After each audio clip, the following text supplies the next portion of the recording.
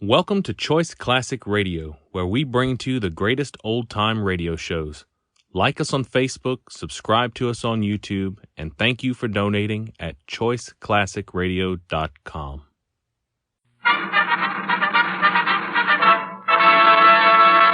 From Hollywood, California, the Lux Radio Theater presents Errol Flynn, Brian Ahern, Jackie Cooper, and C. Aubrey Smith in Lives of a Bengal Lancer.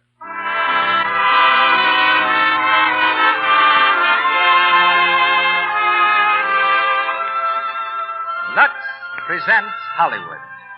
This is the thrilling story of the men who bring peace and order to a far-flung corner of India.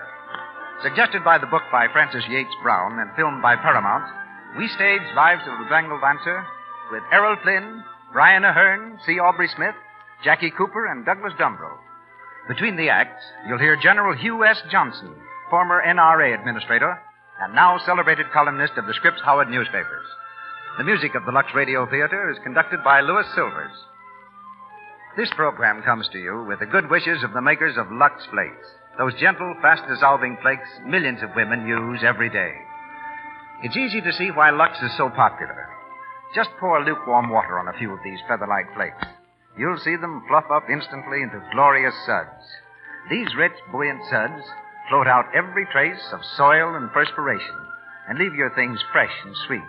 And lovely-looking, too, because Lux is kind to colors and fabrics. These gentle Lux Flakes keep your things new-looking longer.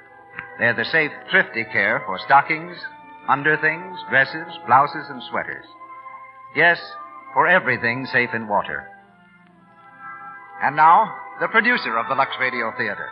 Ladies and gentlemen, Mr. Cecil B. DeMille.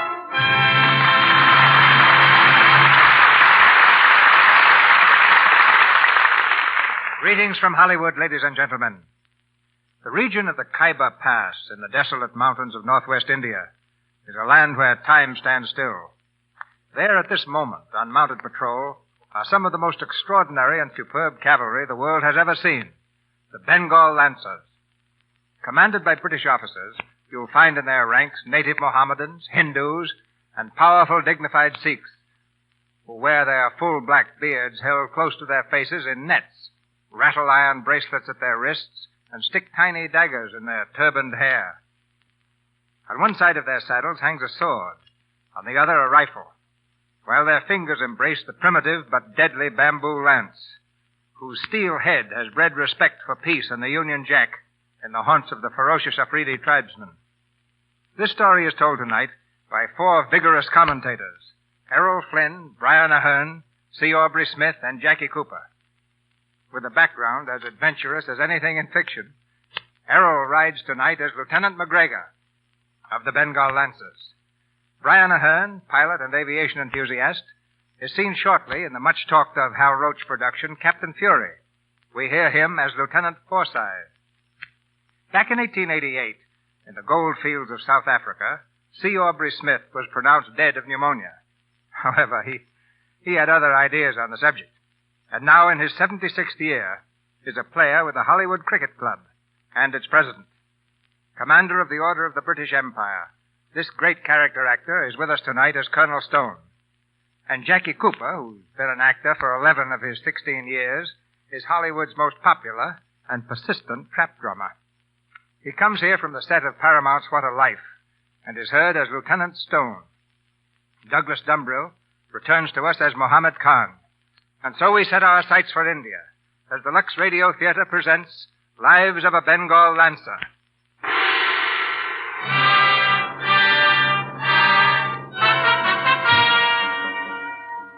India, the India of the northwest frontier. Looming like frowning barriers are the mountains, rugged cliffs ideal for sniping, from which the bloodthirsty hill tribes swoop down eager for battle against a handful of seasoned British soldiers. Here is stationed His Majesty's crack Indian Regiment, the 41st Bengal Lancers. On an almost impassable roadway, a small detachment of Lancers struggles upward into the hills. There's no sign of life above them, no movement on the cliffs, but suddenly... Column, halt! Well, there you are, Hendrickson. I told you they're up there. I never doubted it, Mr. McGregor. Well, what do we do? Just stand here and take it? We go forward slowly, but on no account do we return fire. But they're Colonel shooting at us, Stone's man. orders. What did he send us out here for? I don't know, McGregor, and neither do you, but the Colonel does. Forward! Hendrickson, this is suicide. I don't mind getting pink, but I want at least one shot at the beggars. Where I come from, Where you come from, the Royal Canadian Mounted always get their man. But you're not in Canada now, Mr. McGregor. There. That's Lawton. He's down. Now we can start something. No, I tell you. Colonel's orders. Hold your fire. But the old fool can't have foreseen this, Hendrickson. Look, Mac, I'd like to have you with me in war, but for peace, you're a little too... Hendrickson. Call him, halt! Hendrickson. Where is it? Impulsive. That's what I was trying to say. Mr. McGregor, is Captain Hendrickson hurt, sir? He's dead. Open fire! Break every tree and rock on that cliff. Go on!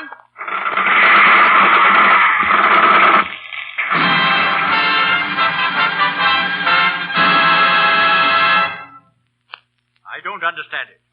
I gave definite orders to Hendrickson that our detachment was not to return fire. Perhaps there's some explanation, Colonel Stone. All we know, at least till they get back, is that there was a skirmish and we drove the Afridis back into the hills. Skirmish, yes. With Mohammed Khan himself. Mohammed Khan? Certainly. He was nibbling at my bait, too. If he'd come down off that hill, I'd have had him at last. 4 detachments were standing by in the rear to surround him. So that was your plan? Of course. Now I can't prove it was Mohammed Khan. I daren't touch him. I'm shocked at Hendrickson. I thought him a good officer. Perhaps, sir, if you'd explain to the detachment that they were only there as bait. Explain orders? Explain orders to subordinates? I'm surprised at you, Hamilton. What is it? Mr. McGregor, sir. McGregor? He was second in command, sir. Send him in. Mr. McGregor? Well, McGregor, why didn't Hendrickson come himself? Wounded? No, sir. Dead, sir. Dead? Killed by the Afridis. There's your explanation, Colonel. Most unfortunate. Most unfortunate the command was handed down to you, McGregor. You didn't know my orders. I knew them, sir. You did? And you deliberately disobeyed them? Why? We were losing men, sir. But you did disobey my orders. Yes, sir. And when Hendrickson was killed, Hendrickson knew my orders and obeyed them. Hendrickson was a good soldier. This is more than I can say for you. And we'll go to your quarters, Mr. McGregor.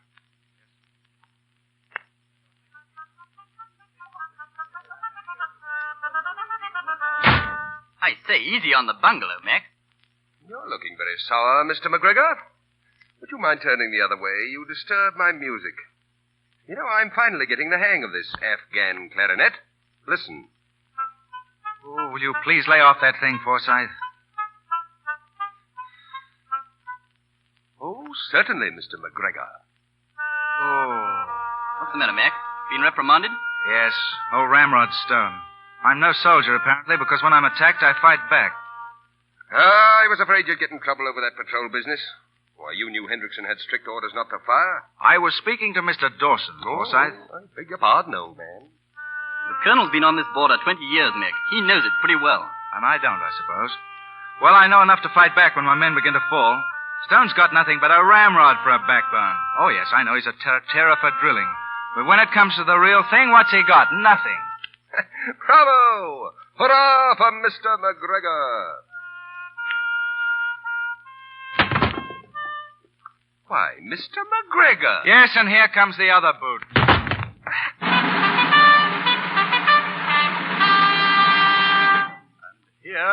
Here are the day's orders all typed, Colonel. Thank you, Major.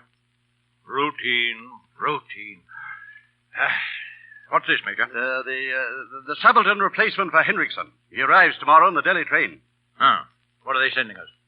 Stone, sir, from Sandhurst. From Sandhurst? Yes, sir. Straight to the frontier from military college? He can't even be dry behind the ears. What did you say his name is? Stone, sir. Donald Stone. I see. Huh. You have a brother in the War Office, haven't you, Hamilton? Yes, sir. And who asked you and him to interfere in my personal affairs? Pair of you, maiden aunts.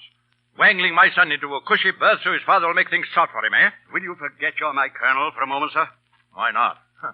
You've forgotten it. Look, Tom. In 2 years, you'll have to retire. Oh, you feel sorry for me, is that it? Not at all. It's only to keep the name of Stone in the 41st after you've gone. Keep the name in the 41st. Sentimentality. You don't know what you've done, Hamilton. He belongs to his mother, not to me. She took him away from me. Hated the army, everything about it. I haven't seen him since he was a little shaver. But the only decent thing she ever did was to put him through Sandhurst. And now you do this. I've a good mind to refuse him. Hardly fair, Tom, to ship him back without trial. Well, you'll have to measure up to my standards. And at the first sign of favoritism from you or anyone else, there'll be trouble. That's an order, Major Hamilton.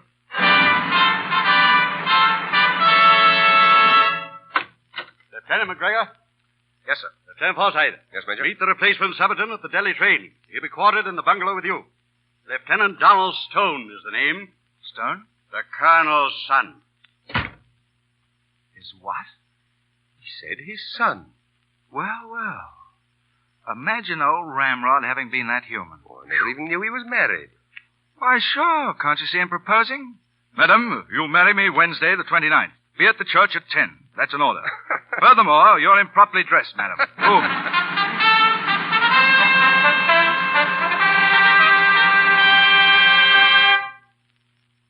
Well, this is the living room. Washroom opens off here, Mr. Stone.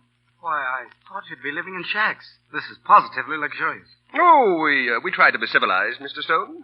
Wait till that heat comes down now. Well, let's have a look at the stables, eh? It's all rather thrilling, don't you think? Thrilling. Oh, I mean, it's like Kipling and all that. Kipling. Kipling? Who's Kipling, Mr. Forsyth? Kipling? Let me see. I don't believe I ever heard of him. Oh, really? Oh, well, you're pulling my leg, of course. Gentlemen? Yes, sir. Yes, sir. Yes. It's always been my impression that we salute when passing a superior officer. Sorry, sir, we didn't see you. Who's this? A new subaltern replacement, sir. Colonel Stone, Lieutenant Stone. How do you do, sir? Ah, yes. Mr. Stone. You've come to us direct from military training school, without previous service? Is that correct? Yes, sir. Well, you've a great deal to learn. I trust you'll measure up to our requirements. Good afternoon, gentlemen. Afternoon, sir. Doesn't he ever say more than that to newcomers? Oh, yes. Sometimes he comments on the weather. Oh. You see, the colonel's pretty much of a stickler for red tape. I mean, distance between his men and all that, you know. Oh. Well, then, I'm no exception. I mean, he didn't single me out for anything? No, that's just his manner. He's all right when you know him. Oh. You must excuse me. You know, well, this is the first time I can ever remember ever seeing him. What? Do you mean it? I don't know quite what I expected. Well, you'll know next time. Oh, look. Wait. I nearly forgot something. Now, where did I put that? Oh, here. Take this paper to the colonel, will you, Stone? Regimental headquarters. Did he ask to have me take this to him? I said take it to the colonel. I forgot to give it to him. Yes, sir. Very good, sir. Nice work, Mr. McGregor. Well, what's funny about that? You are. Rough soldier, heart of gold, reconciling father and son after years of separation. Oh, he's all right when you know him. Since when? That paper was a blank, wasn't it? Oh, why don't you shut up? Oh, never mind, Mac. The mother instinct comes out in all of us. I kiss the dear fingers so toil-worn for me, so bless you and keep you, dear Mother McGregor.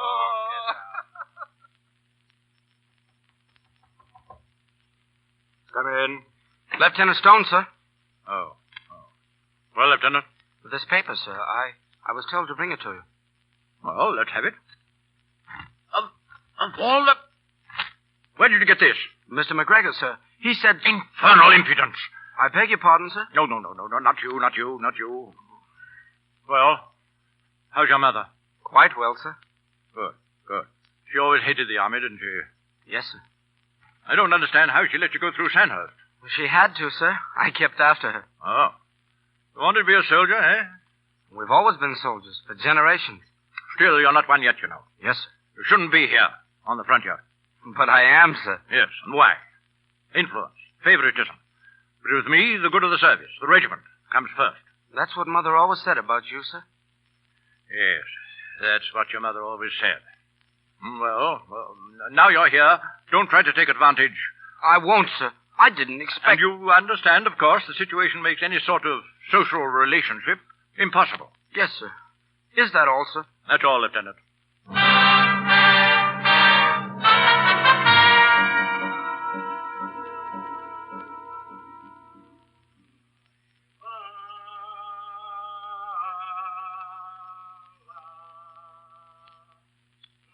What's that?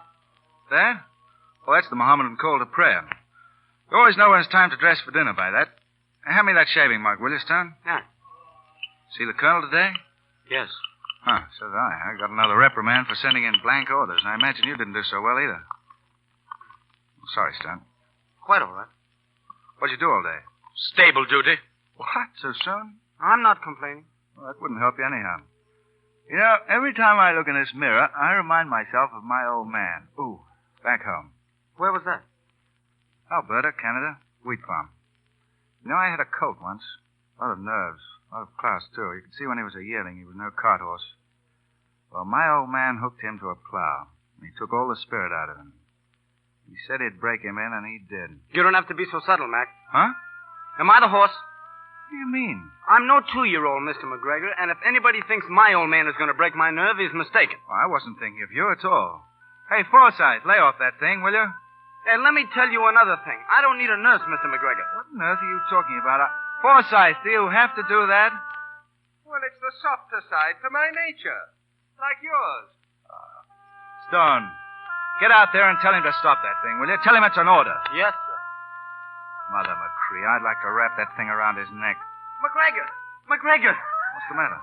Forsyth, he's on the veranda. There's a cobra right above him, swaying to the music. Where's a revolver? Oh, wait a minute. Cobra? Yes, right over his head. Well, never mind. I'll take care of it. He'll be all right as long as he keeps playing. Come on. Oh, Mr. Forsyth. Very pretty. You're improving. They're lovely little things, cobras. Especially when they're swaying 3 inches from your nose. Shoot it. Quick! Oh, no. How about a few variations for the right hand? Cobras have a softer side of their natures, too, haven't they? Finds an outlet in music. Of course, as soon as you stop playing, well, I've heard of men living 2 and 3 hours afterwards. Knew one fellow who lived 2 days. What's the matter? Getting tired? Oh, come on. 2 or 3 more notes, Forsyth. Come on, that's right. Now, if you'll move your own nose a half inch to the left. All right, steady. Thanks, Mac. Well, you win, mister. Here, for sale, cheap. 1 second-hand Afghan bagpipe. Mother McCree.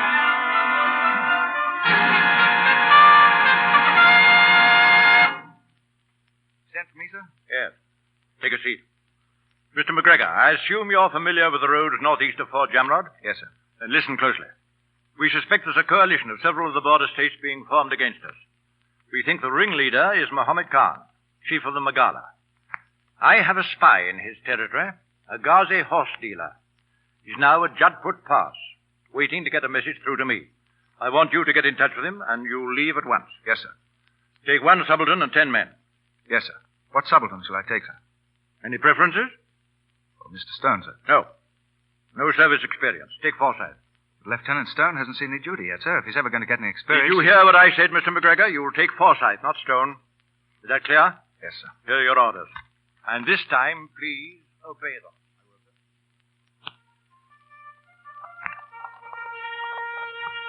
All ready, Mr. McGregor, Mr. Forsyth? Yes, all ready. Why wasn't I sent on this exposition? You've got to tell me. Ready, sir? Wait a moment. Wait a minute. Why don't you answer me? Now, look here, Stone.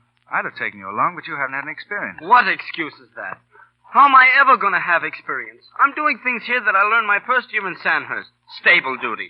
I haven't asked any favors. I'm not asking now. But I resent being held back because I happen to be related to the commanding officer. No one's holding you back. He is. And you let him choose Forsyth. He didn't choose. I chose. I chose Forsyth. Very well. Very well. It looks as if I ever want to get any experience, I'll have to get it myself. Well, Now, what was all that about? oh, well, whatever it is, we haven't time for it now. Mother McCree, that's me, all right. Biggest fool in the Lancers. Forward!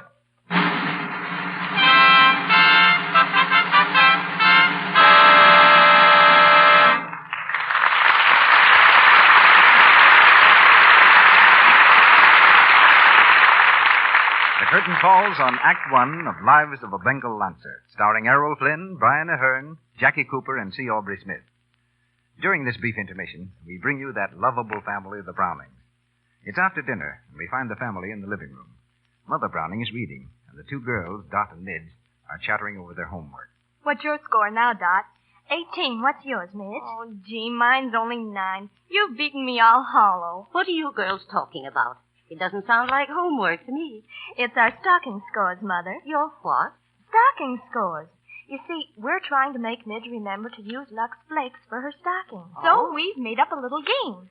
Yes, we're supposed to Lux our stockings every night. Only I still forget sometimes. And then we keep track of how many days our stockings wear without getting run. And, Mother, Dot's worn one pair of stockings 18 days. Isn't that wonderful? Well, it certainly is. What's your record, Midge? Well, I'd have been all right, only I went and rubbed my stockings with a cake of soap a few times, and they popped into runs. What could you expect? Scrubbing your stockings like that, Midget. Well, anyway, I'm better than I used to be. You just wait. One of these days my score will be as good as yours. Well, if you ever remember to always use Lux, it will be. Those girls have the right idea. Try Lux Flakes for your stockings. You'll be delighted at the way it helps your stockings wear longer. Lux saves the elasticity of silk. It's stretch and give. Your stockings won't break into runs so easily, and they'll fit better, too. Yes, Lux helps stockings and all washables stay new-looking longer. That's a good thing to remember, a thrifty thing to remember, because a little goes so far. Lux is thrifty, you know. And now I see Mr. DeMille is ready to raise the curtain on the second act of our play. We continue with Lives of a Bengal Lancer, starring Errol Flynn, Brian Ahern, Jackie Cooper, and C. Aubrey Smith.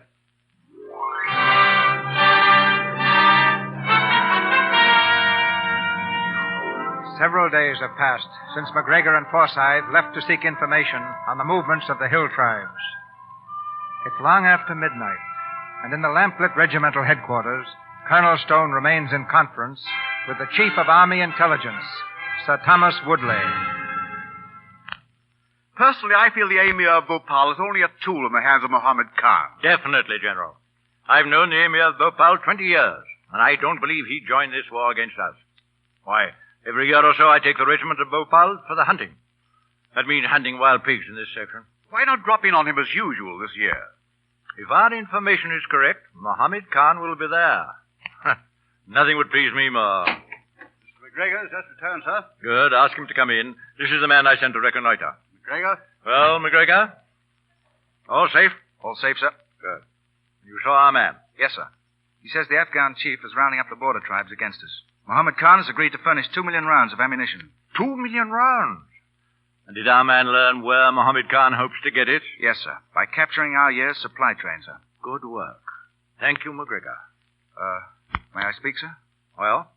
Why can't we slip out of here? Strike first. Wipe out Muhammad Khan before he attacks us. Are you suggesting I begin hostilities before consulting Army Intelligence Headquarters? Army Intelligence? They're a bunch of old ladies, sir. They won't give us action. They'll send us to the Emir of Bhopal's for parade or pig sticking. An excellent suggestion. What? Sir Thomas, may I present Lieutenant McGregor? McGregor, this is Major General Sir Thomas Woodley, Chief of Army Intelligence. Oh, yes, sir. How do you do? Very well, thank you. Colonel Stone, your regiment leaves at dawn to hunt wild pigs on the estate of the Emir of Bhopal. Do you hear that, McGregor? Yes, sir. Then let it be a lesson in diplomacy. Now get yourself a few hours' sleep. We leave at 5.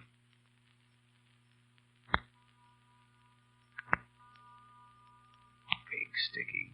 That's marvelous, that is. Oh, Mac, will you keep quiet? I was just falling asleep. Intelligence Department. Action's just about to bust around here, and all we do is to go and ride over the private hunting grounds of a tin whistle prince, sticking lances into pigs. Wonderful.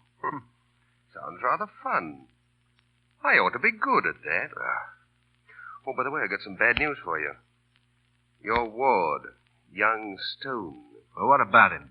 What about him? What about him, indeed? What are you talking about? Well, every night since we left, he's been down in the native quarter of the town. Rolls home blotto about dawn. He does? Is he there now? Oh, he's out on the usual binge, I imagine. But we leave for Bhopal in 2 hours. Oh, my. What will stern father say if we leave without his son? You know, you really ought to do something about it, Mac. Oh, let old Ramrod do something about it. I'm going to bed. I reasoned along similar lines. However, you might hang a lamp in the window or something. Native quarters, eh? Well, I suppose I better go and get him. So long, Nursey. Oh, shut up.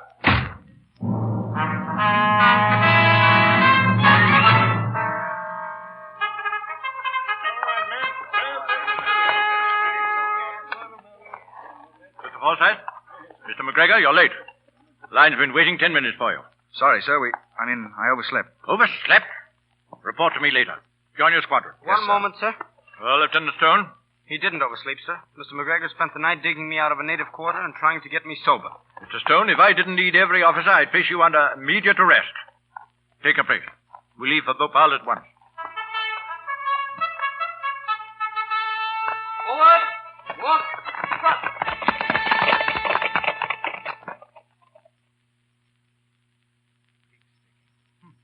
So that's what all this fuss is for, eh? Big reception, fancy speeches. All Bhopal will turn out in the morning for what? Well, I believe you said for pig sticking. Yeah, shut up. If you don't mind, Mac, I rather like it here. It's like something out of Arabian Nights. I say, look, on that bench by the fountain, that girl. Oh, well, Mr. McGregor. Oh, definitely. She is beautiful, isn't she? I wonder who she is. That, my friend, is what I'm just going to find out. You?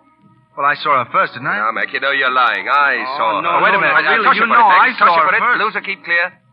But I say, really, gentlemen. Hey, look out. Here comes the colonel and that chief of the Oxford Brogue. Pull in your stomachs, gentlemen.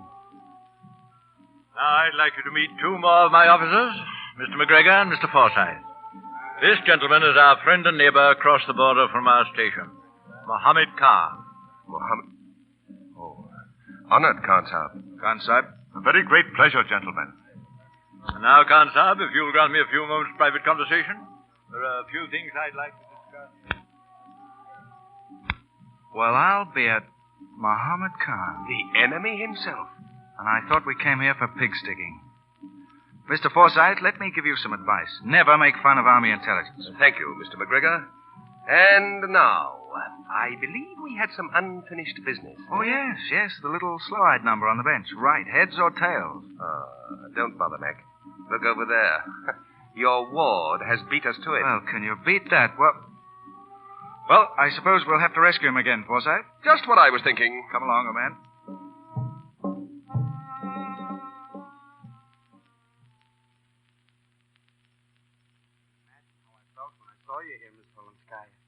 Tanya Volenskaya. Did I say it right? Oh, you have a wonderful Russian accent, Mr. Stone. Oh, there. I knew you were Russian. Oh. Hello, Casanova. Oh, hello. You were telling me, Miss Volenskaya, about the opera? Sorry, Mr. Stone, but Major Hamilton wants you. Very important. Now, look here, Mac. That's an order, Mr. Stone. Very well. Pardon me, Miss Volenskaya. I'll be back in a moment. Too bad you had to leave, Miss Volenskaya. Did I hear it right? Did we hear it right? Oh, yes. That is correct. No manners, this younger generation, Miss Volenskaya. Forgot the introductions.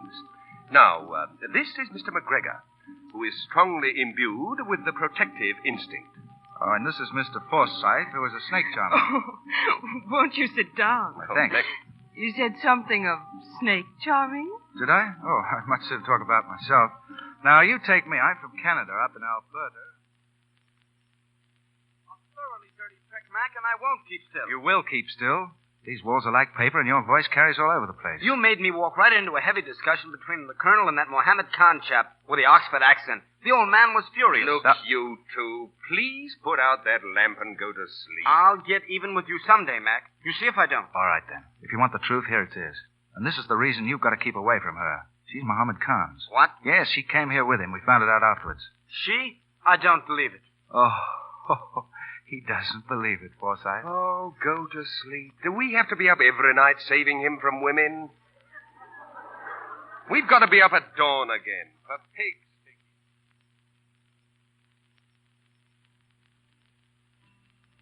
Pasting your tent will not settle your problems, Mohammed Khan. Perhaps not, Tanya, but it will help assuage my anger. Is the great Mohammed Khan angry at the unexpected? You don't understand. I laid a trap for this wise old fox of a British colonel to fall into. I wished him to attack the border while I remained peacefully here. His being here ruins my plans to seize the 2 million rounds of ammunition I pledged myself to furnish. You would like to have the old fox attack the border? What else have I been saying? Have you ever taken a cub from a tigress? Is this a time for riddles? What do you mean? The wise old fox has brought with him his cub. He paid you marked attention this evening. Yes, the cub likes me. Now, if that cub were captured, taken wherever you want the old one to follow? My dear Tanya, forgive me. I'm continually surprised to discover intelligence in a woman of such great beauty. Perhaps we have not lost yet, my Tanya. If you could send him a message secretly tonight. At once, Mohammed Khan.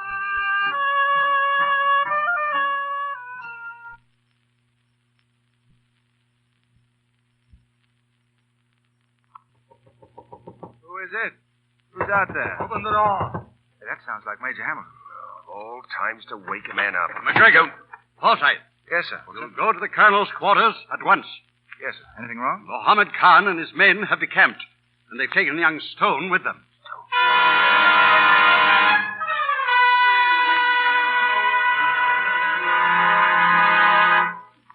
But, Colonel, if he's gone back to the border, we can be at Magala as soon as he can. This regiment can ride, sir. I'm quite aware my regiment can ride, but it's not going to ride. Mohammed Khan kidnapped my son to goad me into pursuing him, to draw the Lancers out of position. He's mistaken his man. The regiment stays right here, obedient to the intelligence department. Then let me go, sir. I could take a small detachment. Thank you, Mr. McGregor, but I'll allow no officer to risk his life when another's own disobedience and folly caused his trouble. Colonel Stone, you've been on the border a long time, I know. But perhaps you've never heard what Mohammed Khan does to his prisoners. I've been on this border 20 years, Mr. McGregor. You're unnecessarily dramatic. Am I? I was just beginning to think I was wrong about you. But I wasn't. You're nothing but a ramrod. You'll sit here while they kill your son by inches. Please, Mr. McGregor. Pending charges of insubordination, consider yourself under arrest. Mr. Forsyth? Yes, sir. You'll be responsible for the prisoner. Yes, sir. Come along, McGregor. Colonel Stone, you... That will do. Yes, sir. Major Hamilton? Yes, Colonel. You will see that everything goes on as usual. We must show no alarm. Yes, sir. It's strange, Major. But for the first time, I begin to realize I have a son. You will go to your quarters, Major.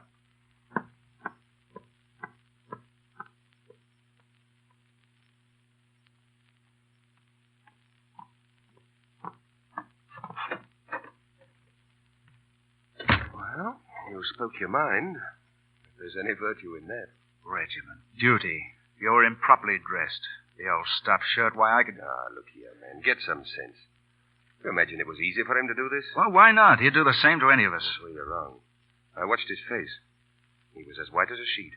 Well, isn't that nice? That's being a man and a soldier, I suppose. Well, if it is, I don't want any part of it. Look, Mac. Did it ever occur to you to wonder why a handful of men have managed to order the lives of 300 million people out here in India? It's because he's here. And a few more like him. Men who put their jobs ahead of everything. Neither death, nor love can move them from it. And when his breed dies out, well, that's the end, dear Mac. Huh. You're on his side, are you? Well, I'm not. He can sit over there and hug his duty all he wants to, but I'm going to do something. I'm going after that kid. Oh, really, Mr. McGregor? You place me in a most unfortunate position. Now, listen, Forsyth. I don't want any trouble from you. Maybe you never heard what Mohammed Khan does to his prisoners, Mr. McGregor. I'm going to go in native costume. I'll get by all right. But I'm going. Oh, very well. When do we start? What do you mean, we? Well, you're my prisoner, you know. Can't let you out of my sight. We'll go after the kid. Oh, so I'm Mother McCree, huh? Well, I guess this makes you something, too. Come along, Mrs. Forsyth. Come along.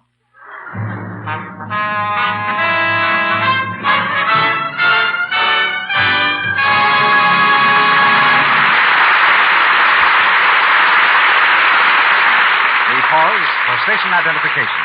This is the Columbia Broadcasting System.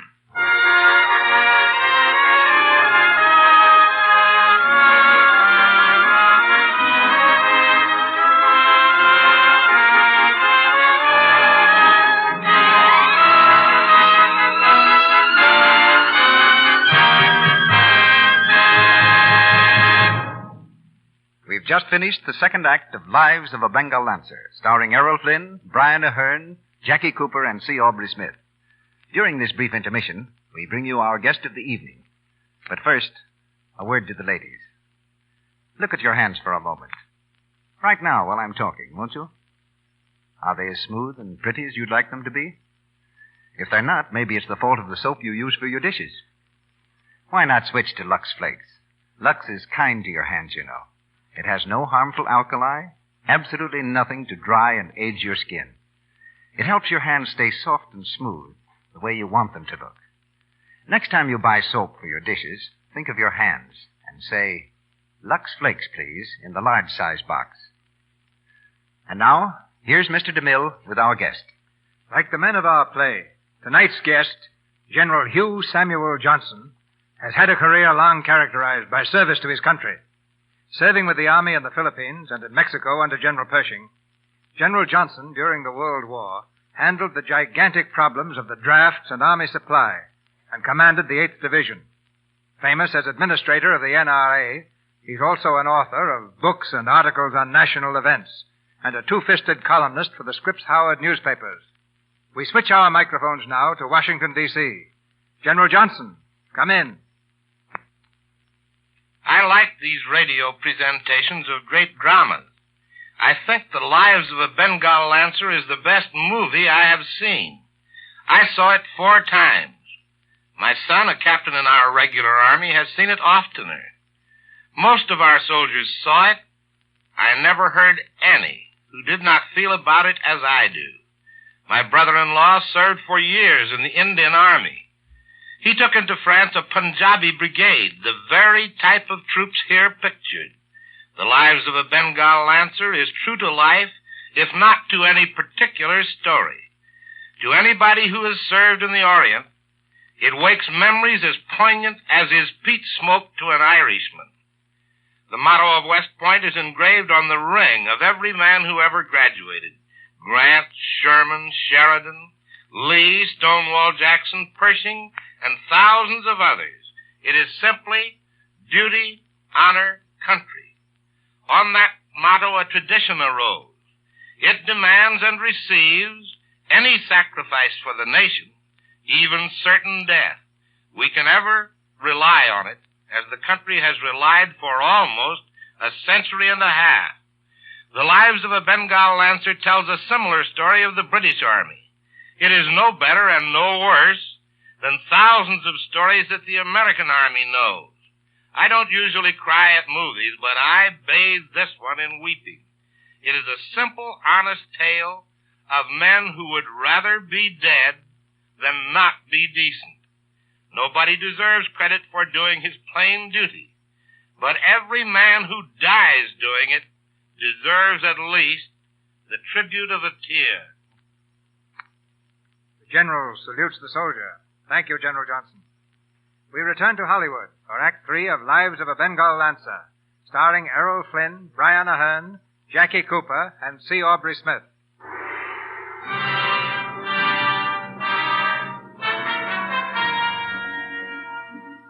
In a fortified valley, nestled among the forbidding Afghan mountains, lies Mogala, stronghold of Muhammad Khan. In a crude room, richly hung with fine tapestries, the Khan, in native dress, is seated cross-legged on the floor. He smiles as he's told of the capture of 2 British officers. And one of them played most atrociously upon a Pashto reed pipe. When we arrested them as impostors, he dropped the pretense of being deaf and dumb and claimed he played the pure music of Arabia. These English. What bravery to cross our mountains in such a fashion, disguised as our own people. I believe I shall have dinner in the great hall tonight, Hassan, and I will have these 2 English officers as my guest with Mr. Stone. I want the dinner to be faultless, in the English manner I taught you. Candles, the good silver, the fine china, and yes, the 1870 brandy and the 1912 Medoc. It is done, Muhammad Khan.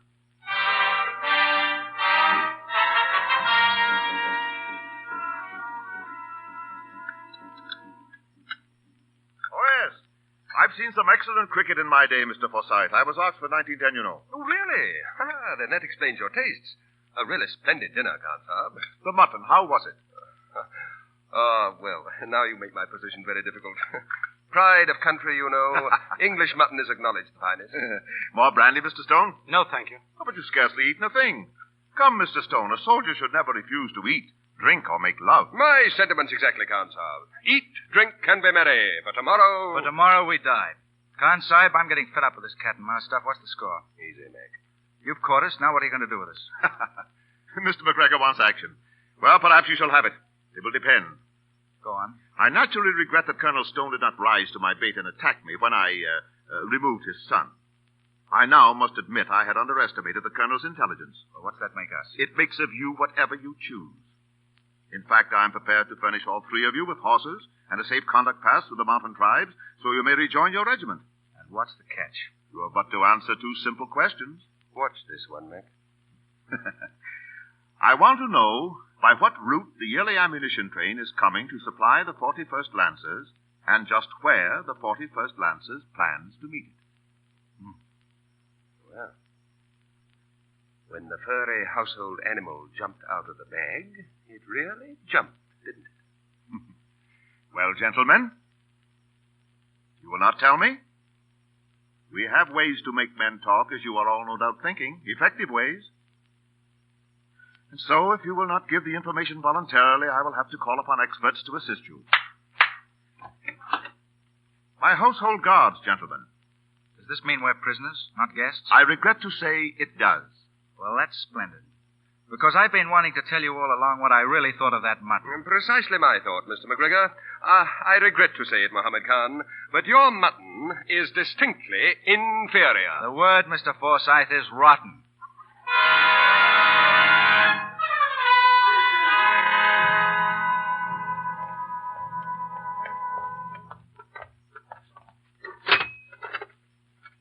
Now, this, gentlemen, as you may have guessed, is the room where we obtain much of our most desirable information.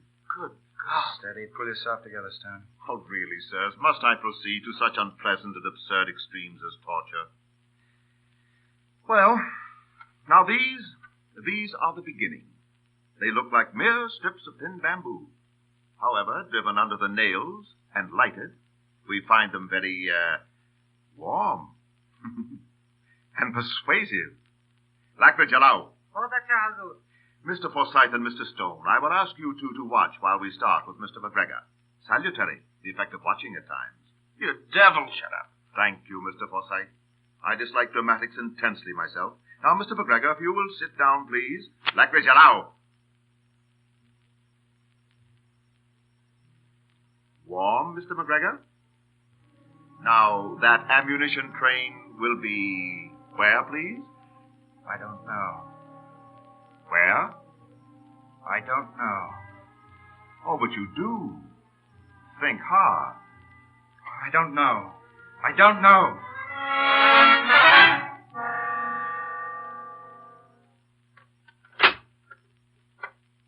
That you, Forsyth? Yes. Have a cigarette. They all through with you? Hope so. Seem to have got to the second stage with Stone. Thought they'd busted the whip on me. You know, now I've been through it, the licking my old man gave me once was almost as bad. Something. You didn't talk, did you? Not unless I was unconscious. Did I? Never knew you could swear like you did. Oh. Oh, I'm not so bad. They're keeping him longer in there than they kept us. Yeah, seems like it. Hope he's had a licking from his old man. Not him, don't you remember? Oh, yeah, that's right. Oh, well, that's a new experience for him. Somehow it hurts worse to hear it on him. Maybe that's because you think he'll talk. Well, don't you? I can't help but feel... Well, after all, he's got the old man's blood in him. They're bringing him in. Hope so. Oh, my God, don't do it. Don't do it. Here, take his head back. On the bed with him. Right, up. Here, cigarette, kid. Leave me alone. Leave me alone. Listen, did you talk? Leave me alone. Sorry, Stone. We have to know. I didn't talk to you. I swear I didn't. All right, kid. All right, we believe you. Here, take the cigarette. Well, I guess Mohammed Khan found the Lancers a pretty tough bunch.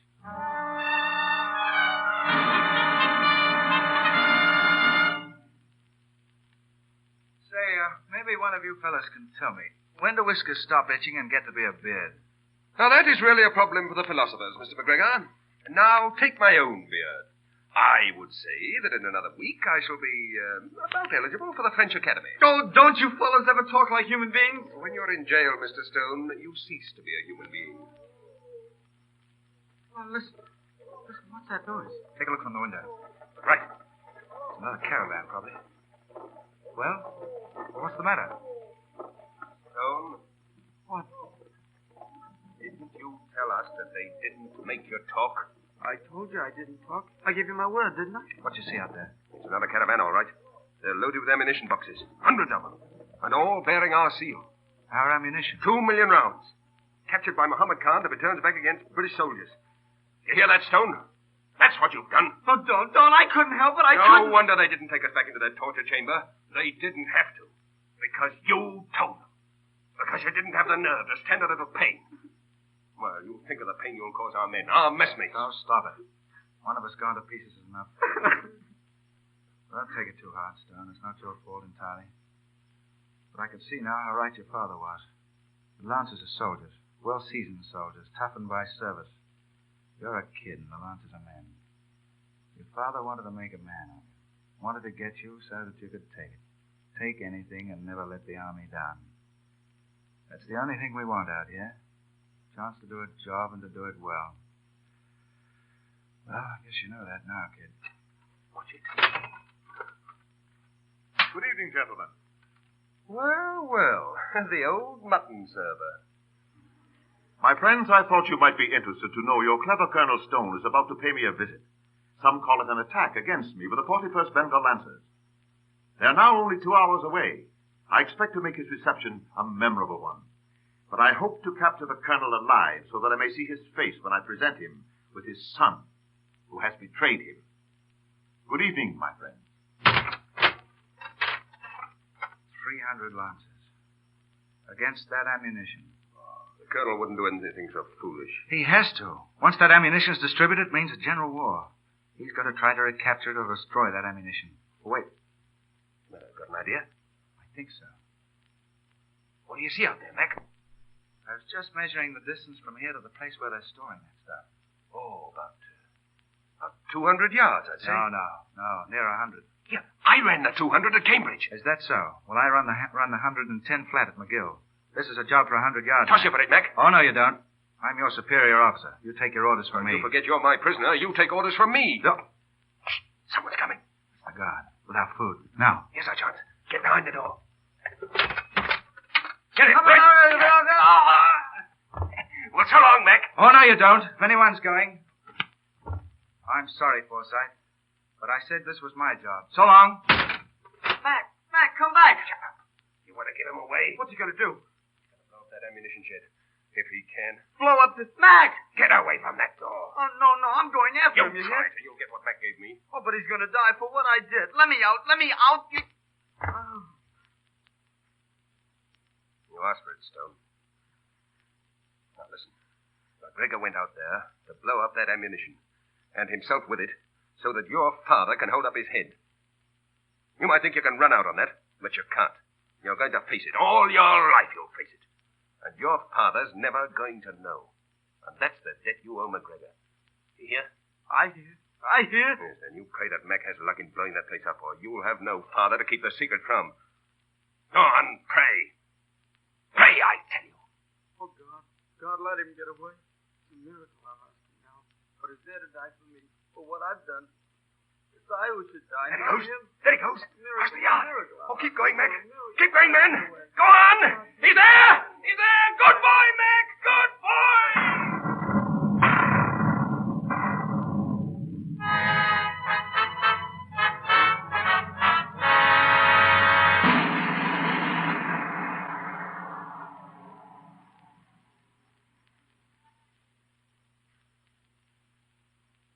And by the command of His Majesty the King Emperor, and in the presence of this regiment, I confer upon you, Lieutenant Forsyth, the Distinguished Service Order. Thank you, sir. Second Lieutenant Donald Stone, 41st Bengal Lancers, for conspicuous gallantry in action. During the recent siege of Bengal, he broke from the cell in which he was imprisoned and attacked the enemy from within, killing their leader, Muhammad Khan, and thus demoralizing hostile forces when the success of our arms is in the balance. Lieutenant Donald Stone, by command of His Majesty the King Emperor, and in the sight of this regiment, I confer upon you the Distinguished Service Order. My boy. Thank you, sir. Captain Alan McGregor, 41st Bengal Lancers, deceased. The sacrifice of his life, he destroyed enemy ammunition supplies, contributing thereby to the success of our arms in action before the siege of Magala. His Majesty the King Emperor has been most graciously pleased to confer posthumously the Victoria Cross upon the late Captain Alan McGregor. In accordance with the custom of this regiment, I place this cross upon the saddle cloth of his horse. Move to the right in column of force. Home, force! Right, turn! To the left, quick, march! McGregor. Yes, to take it. To take anything. Never let the army down. That's the only thing we want out here. The chance to do a job. And to do it well.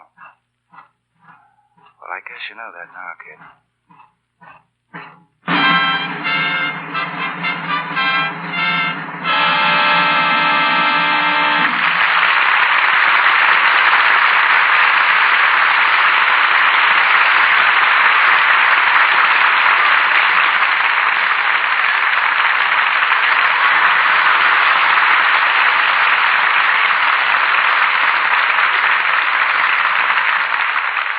Falls on the last act of Lives of a Bengal Lancer, starring Errol Flynn, Brian Ahern, Jackie Cooper, and C. Aubrey Smith. In a moment, our stars return for their bow. But first, I wonder if you can guess how many teaspoons of flakes one large-sized box of Lux holds. I'll wager you won't come anywhere near the right figure. Well, measured out spoonful for spoonful, there are nearly 400 rounded teaspoons of flakes in one large-sized box. Nearly 400 teaspoonfuls. Think of that. And just a few flakes make such wonderful suds, gentle but effective. One box of Lux will do many, many things for you. And that's a good thing to remember while you're thinking of spring house cleaning. It would take a long time to list all the things Lux Flakes will keep fresh and bright in every room of your house. But just to give you an idea, in the bedroom, the blankets and bedspreads, pillows and slip covers. In the living room, rugs and upholstery, lampshades, piano keys, curtains. The kitchen, glassware and dishes, of course. The refrigerator, furniture, and linoleum. And the woodwork all over the house. Why, if you don't know how much Lux Flakes can do for you, you'll want to get acquainted with them now. You'll be amazed how much easier Lux makes your housework, and how inexpensive it is. A little goes so far. Lux is thrifty, you know. So get the generous large-size box tomorrow, and use it for everything safe in water alone. And remember, while you work with gentle Lux Flakes, you'll be saving your hands. And that's mighty important to any woman. Mr. DeMille. In Messrs. Flynn, Ahern, Cooper, and Smith, we have respectively a famous sailor, an airplane pilot, a trap drummer, and a cricket player, which leaves the field open for any topic that may pop into their distinguished head. By right of seniority, Mr. Smith, you take the lead. Very well, then. I'll begin by suggesting that Brian and Errol report a little more consistently for cricket practice. Do they play that sissy game? Sissy game? Young man, just you come round to Griffith Park some Sunday afternoon and observe. You'll be playing a different tune on that drum of yours. Sissy game? Got any ducats? You don't need tickets, Jackie. Few people seem to know it, but they can witness a fine exhibition of cricket and some of Hollywood's greatest stars playing it for no charge at all by just coming around to the public park. And incidentally, enjoying a nice cup of tea on the house. Perhaps that's it, Brian. Maybe you and Errol don't like the brand of tea we've been serving after the game. Oh, I'm awfully sorry, Mr. Smith. Rough games like cricket are all right for you youngsters, but we're getting on, you know. All the playing Errol and I have been doing lately has been on the sound stages.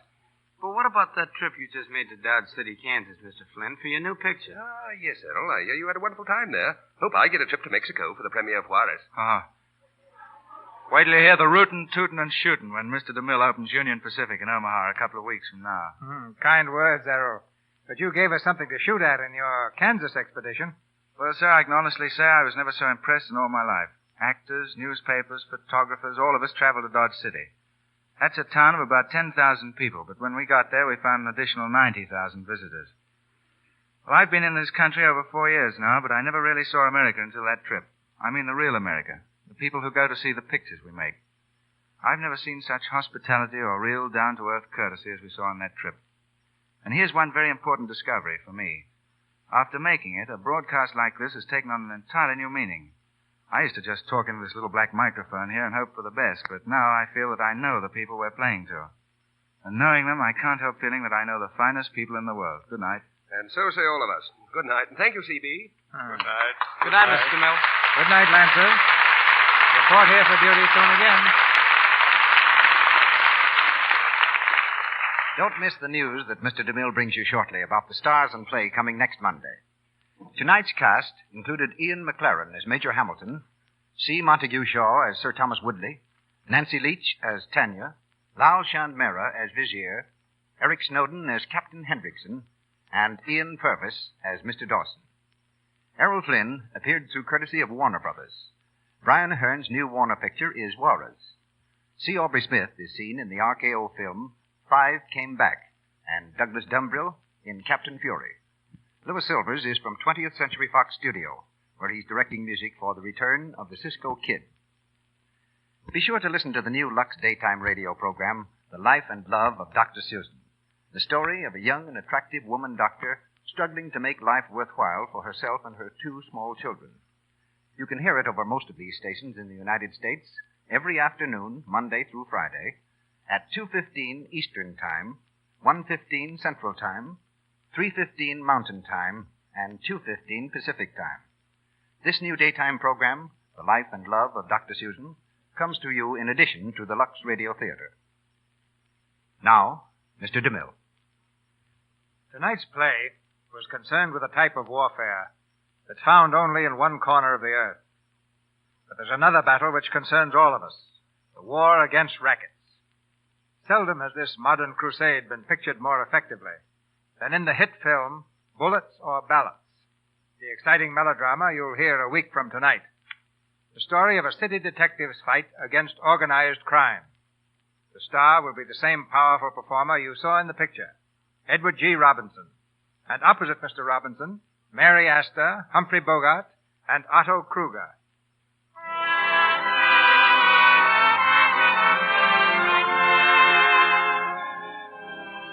Our sponsors, the makers of Lux Flakes, join me in inviting you to be with us again next Monday night when the Lux Radio Theater presents Edward G. Robinson in Bullets or Ballots with Mary Astor, Humphrey Bogart, and Otto Kruger. This is Cecil B. DeMille saying good night to you from Hollywood.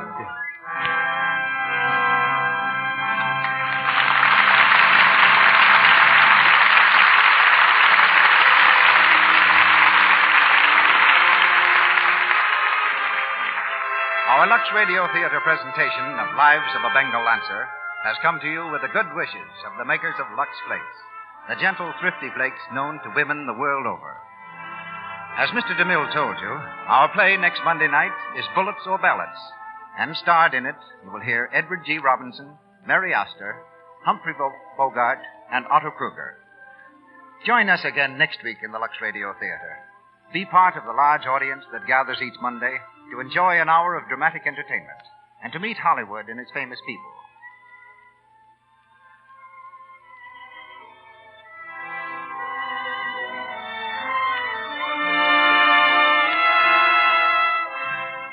Your announcer has been Melville Ruick, and this is the Columbia Broadcasting System.